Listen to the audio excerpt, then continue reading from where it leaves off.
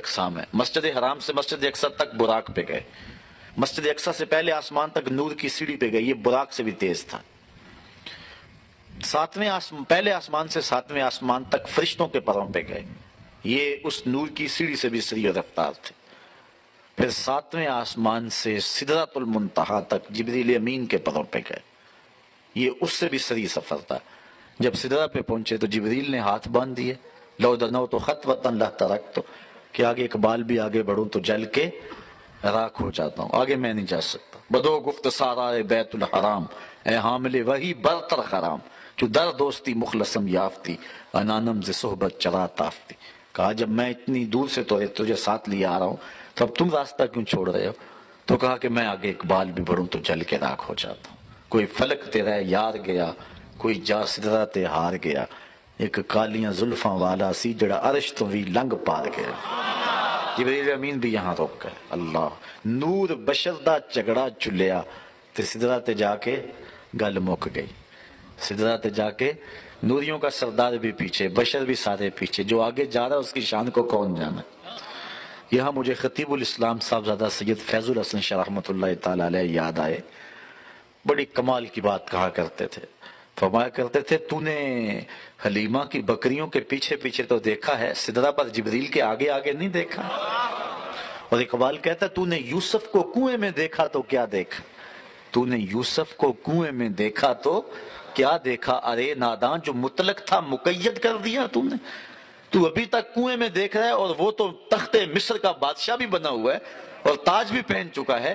اس لیے اپنی اپنی نظر کی بات ہے. تو دیکھنے والوں نے تو جب دیکھا تو کہا نہیں, اس کی عظمتوں کو کوئی چھو ہی نہیں سکتا. اور ساری بولے بالغ العلا بکمالہ کشف الدجی بجمالہ حسنت جمیع خصالہ, پھر بے ساختہ بولے صلو علیہ وآلہ. اب جبریل بھی پیچھے رہ گئے. یہ مرحلہ بھی سیر بالعرض کا تھا. اب حضور سدرہ سے آگے بڑھے. آگے ایک نوری سبز تخت آیا جس سے رف رف کا نام دیا گیا. حدیث میں اس کا ذکر آتا ہے رف رف کے نام سے. اور پھر وہ کہاں تک گیا, اللہ اکبر, اعلی حضرت سے پوچھئے. فرماتے ہیں رف رف تیرا فر فر گیا. اگر کوئی شاعر بیٹھا ہو یہاں تو وہ بڑا لطف لے. اس کو کہتے ہیں صنعت تقلیب, قلب کرنا. یہ دل کو بھی قلب اس لیے کہتا ہے, یہ بدلتا رہتا ہے, پل پل بدلتا رہتا ہے, گاہے خنداں گاہے گریاں, کبھی کچھ کبھی کچھ. تو صنعت تقلیب یہ لفظ کو الٹ پلٹ کر دیں, رف رف کو الٹ کریں تو فر فر بنتا ہے. وہ استاد میر درد نے کہا تھا نا, میں ہوں لفظ درد, جس پہلو سے دیکھو درد ہوں. درد ایک ایسا لفظ ہے, سیدھے سے پڑھو تب بھی درد, الٹا پڑھو تب بھی درد. درد درد ہی رہتا ہے, چاہے الٹے ہو جاؤ چاہے سیدھے ہو جاؤ, تو درد درد ہی ہوتا ہے.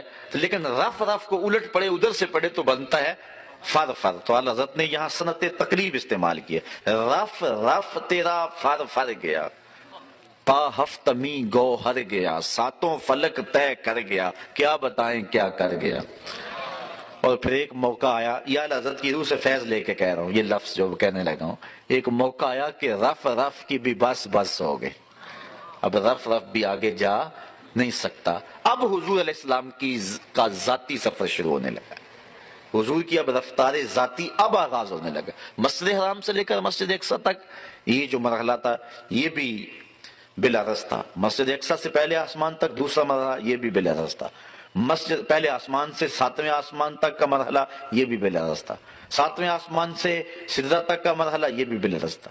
اور سدرہ سے لے کر رف رف جہاں تک پہنچا یہ پانچواں مرحلہ یہ بھی بالعرض تھا. اب چھٹا مرحلہ جو ہے یہ اب حضور کی رفتار دیکھیے. حضور فرماتے ہیں کہ جب رف رف کی منتہائی پرواز آ گئی تو میں رک گیا, ٹھہر گیا.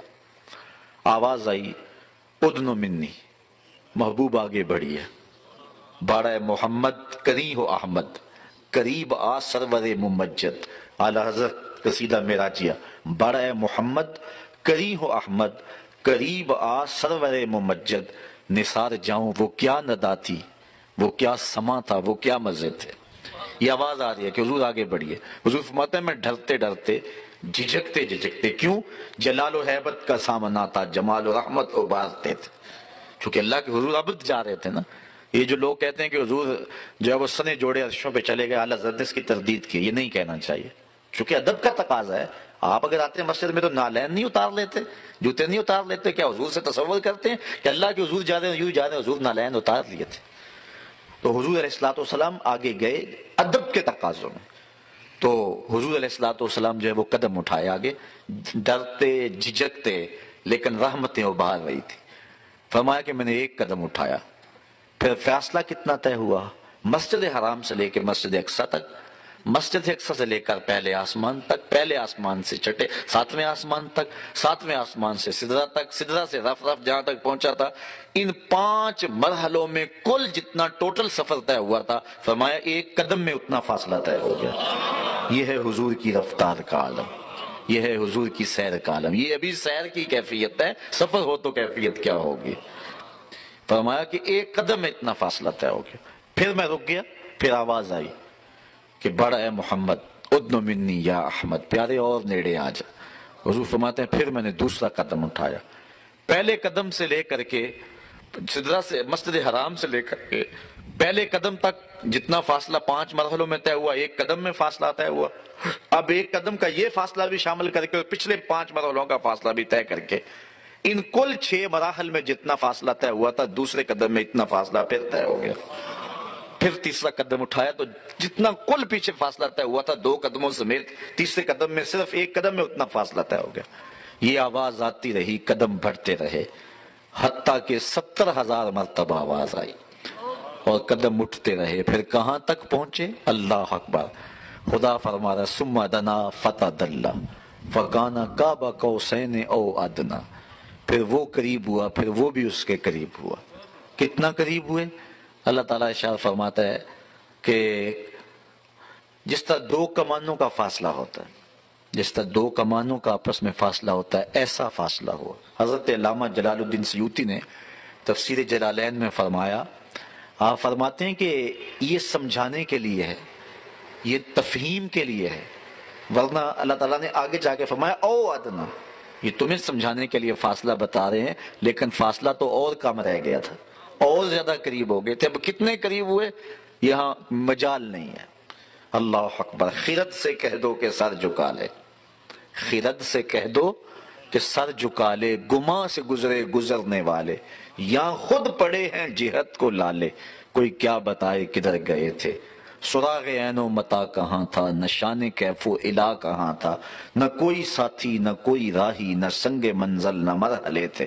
کمان امکان کے جھوٹے نقطوں, تم اول و آخر کے پیر میں ہو. محیط کی چال سے تو پوچھو کدھر کو آئے کدھر گئے تھے. وہی ہے اول, وہی ہے آخر, وہی ہے ظاہر, وہی ہے باطن, اسی کے جلوے اسی کو ملنے, اسی سے اس کی طرف گئے تھے. کمان حیرت میں سر جھکائے, عجیب چکر میں دائے رہتے.